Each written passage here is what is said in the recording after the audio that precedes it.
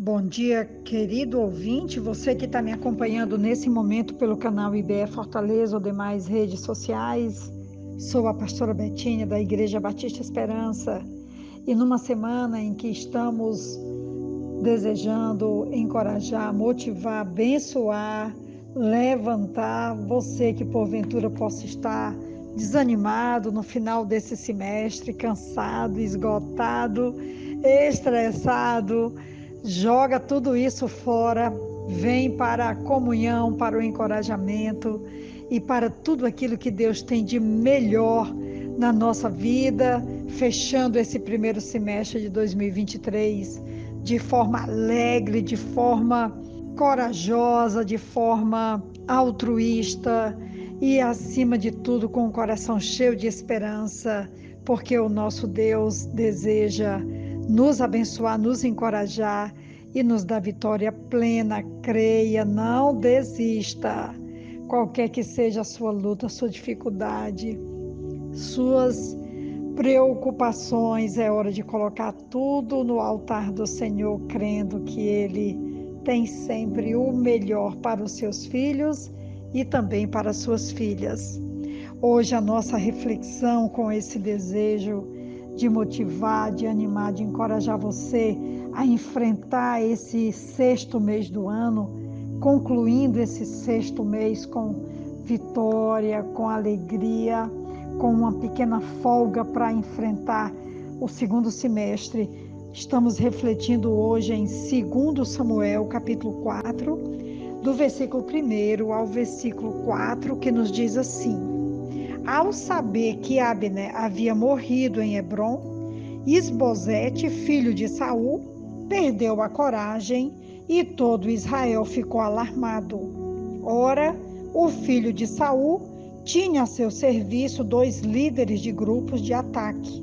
Um deles chamava-se Bana e o outro Recabe, ambos filhos de Rimom, de Beerote, da tribo de Benjamim. A cidade de Beerote era considerada parte de Benjamim. O povo de Beerote fugiu para Gitaim e até hoje vive ali como estrangeiro. Jonatas, filho de Saul, tinha um filho aleijado dos pés. Ele tinha 5 anos de idade quando chegou a notícia de Jezreel de que Saul e Jonatas haviam morrido. Sua ama o apanhou e fugiu, mas na pressa ela o deixou cair e ele ficou manco. Seu nome era Mefibosete. Mefibosete era filho de Jonatas e neto do rei Saul. Jonatas foi um grande amigo de Davi e o considerava como irmão, apesar de Saul, seu pai, odiar Davi. Com 5 anos, Mefibosete foi levado às pressas pela sua ama para uma cidade chamada Lodebar. Lodebar significa lugar de esquecimento, de pobreza, de vergonha. Todos esses sinônimos caem bem para traduzir quem fazia parte, quem morava e o que acontecia em Lodebar. Nesta cidade havia sequidão e miséria. Os habitantes da cidade eram mendigos ou doentes. Ele foi levado quando os filisteus atacaram Israel, sendo Saul o rei. Nesta ocasião deu-se a sangrenta batalha de Gilboa, que resultou na morte de Saul e de seus 3 filhos. Temos esse registro em 1 Samuel 31, do 1 ao 6. Eu recomendo que você possa dar uma olhada, uma lida, uma refletida, e percebendo assim como termina a trágica história do rei Saul e da sua família. Sua ama precisou tomá-lo às pressas para que ele não fosse assassinado por seus inimigos. Jonatas havia acabado de ser morto. Na pressa, ela se descuidou do menino e o deixou cair. Assim, ele quebrou os 2 pés e ficou manco e aleijado. Com a morte de Saul, Davi assumiu o reinado. Porém, a guerra continuou entre a antiga família real de Saul e a família real do novo rei no caso aqui, o rei Davi, culminando com a morte dos descendentes de Saul, com exceção de Mefibosete. Esse registro está em 2 Samuel 3, de 1 a 6, e também aqui em 2 Samuel 4, de 1 a 8, e do 9, do 1 ao 11. Ele foi poupado porque Davi havia feito um acordo com Jonatas. Da família de Saul, Mefibosete foi o único que sobreviveu. A história de Mefibosete foi marcada por tragédias e frustrações. Perdeu o pai, o avô e os tios no dia em que sofreu o acidente que lhe trouxe a diminuição da sua própria mobilidade. Além disso, o menino, que era da família real, foi morar em uma cidade de mendigos e doentes, um lugar de esquecimento, de pobreza e de humilhação. Em Lodebar, Mefibosete foi cuidado por Maqui. Sua história ganha uma reviravolta quando Davi, já estabelecido rei, lembra-se com saudade da sua amizade com Jonatas. Então ele perguntou se ainda havia restado alguém da casa de Saul por quem ele poderia mostrar lealdade em honra a essa amizade. Na ocasião, Ziba informou ao rei sobre Mefibosete.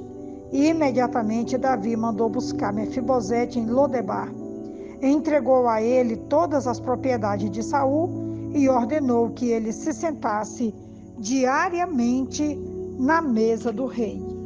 Anos depois, Ziba, servo que Davi colocou para cuidar de Mefibosete, o trai. Ele mente para Davi, dizendo que Mefibosete queria tomar-lhe o trono.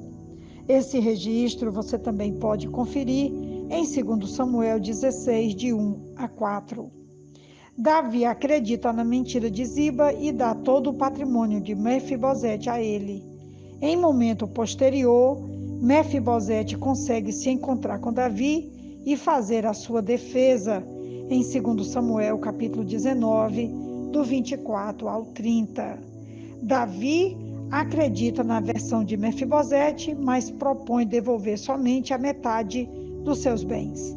A atitude de Mefibosete foi surpreendente. Ele abre mão do seu patrimônio em prol do seu traidor e mostra sua gratidão, devoção e lealdade a Davi. Mesmo traído por seu servo e vendo receber a herança que lhe pertencia, demonstrou lealdade e gratidão para com quem o acolheu. O que faltava de pernas e mobilidade a Mefibosete, que tinha sua deficiência, sua mobilidade limitada, sobrava de caráter e dignidade. O que mais me impressiona na história de Mefibosete é que ele sai de Lodebar, lugar de esquecimento, de pobreza, de vergonha, de miséria, de sequidão. A palavra mais forte de Lodebar é esquecimento. Alguém que foi esquecido e foi deixado para trás, para morrer na sua própria miséria. E ele é lembrado e ele é levado para comer na mesa do rei. A palavra hoje que eu quero deixar para todos nós é que o futuro que Deus tem, os planos que Deus tem para nós, como nos diz em Jeremias 29:11, eu sei os planos que tenho para vocês, são planos de bem e não de mal, plano para vos dar um futuro e uma esperança.